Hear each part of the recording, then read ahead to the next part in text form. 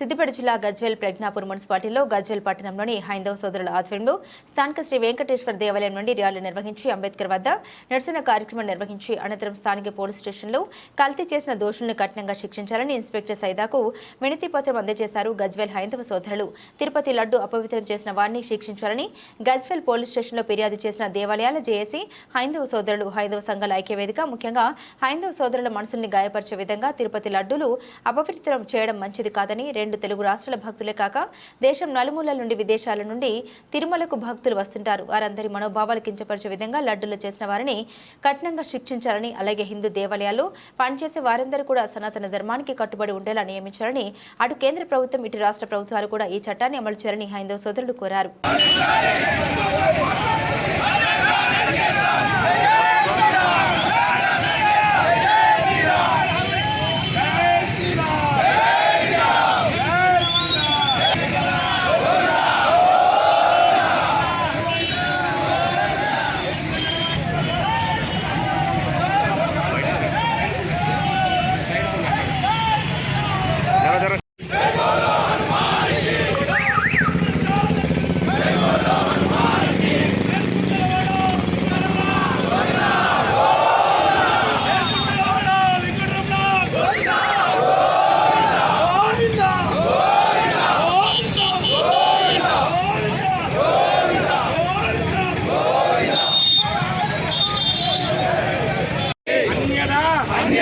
శరణం నాస్తి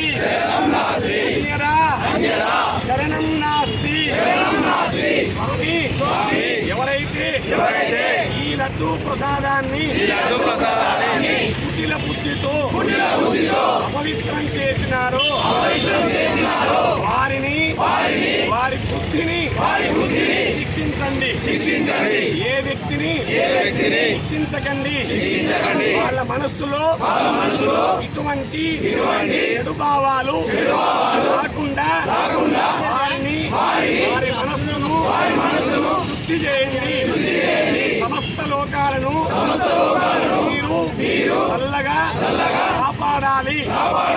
అపరాధ సహస్రాణి క్రియంతే అహర్నిశం దాసోయం మత్వా క్షమస్వ జనార్దన క్షమస్వ శ్రీనివాస ఏడుకొండలవాడ వెంకటరమణ గోవింద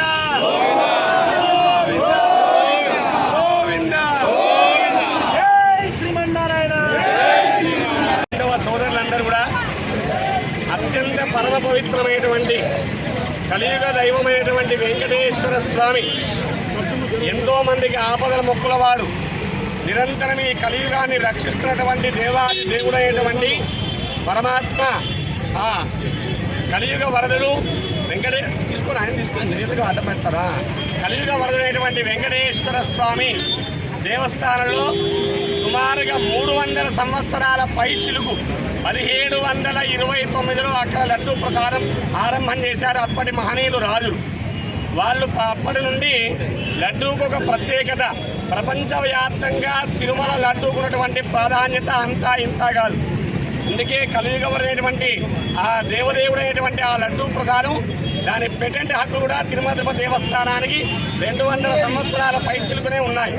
అప్పటి నుండి ఒక గొప్పనైనటువంటి పవిత్ర భావంతో ఉన్నటువంటి లడ్డూ ప్రసాదాన్ని నేడు కొంతమంది అన్యమనస్కులు అక్కడ చేరి ఆ లడ్డూ ప్రసాదాన్ని అపవిత్రం చేసినారనే విషయాన్ని అనేక వార్తాపత్రికల ద్వారా, సామాజిక మీడియా ద్వారా మనందరికీ తెలిసి అత్యంత బాధ కలిగింది.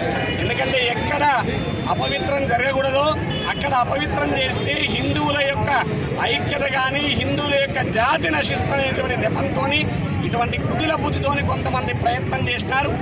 ఆ భగవంతుడు ఆది వెంకటనారాయణ స్వామి అటువంటి ఆ వెంకటాద్రీశుడు వారికి కనువిప్పు కలిగి భవిష్యత్తులో ఎవరు కూడా ఇటువంటి అపవిత్రంగా లడ్డూ ప్రసాదం కానీ, పూజా పదార్థాలు కానీ, పూజా వస్తువులను కానీ, పూజా మందిరాలను కానీ అపవిత్రం చేయకుండా వాళ్ళకి మంచి బుద్ధిని ప్రసాదించాలని, అలాగే జరిగినటువంటి ఈ అపవిత్రతకు అది ఎంతవరకు సత్యమో అసత్యం అనేది న్యాయాధికారులు నిర్ణయిస్తారు. కానీ ఎవరు చేసినా అది ఎంత మాత్రము క్షమించరానటువంటి గొప్పనైనటువంటి నేరం. కాబట్టి ఆ కలియుగ వరదునైనటువంటి వెంకటేశ్వర స్వామి మనమందరం ఒక్కసారి క్షమాపార్థన చెప్పుకొని, స్వామి మానవులు దుర్బుద్ధి గల వాళ్ళు ఎవరో ఈ పని చేస్తున్నారు కాబట్టి దయచేసి ఇది ఒక అపవిత్రం చేసిన వాళ్ళను మాత్రమే శిక్షించి దుష్ట శిక్షణ శిష్ట రక్షణ నిమిత్తమై మీరు వారిని శిక్షించండి. కానీ లోకంలో ఉన్నటువంటి ఎంతోమంది అమాయకులు దానికి బలియకుండా ఉండడానికి మీరు మమ్మల్ని దీవించాలని మనసారా కోరుకుంటూ ఒకసారి అందరూ గట్టిగా చేయలాగొట్టండి.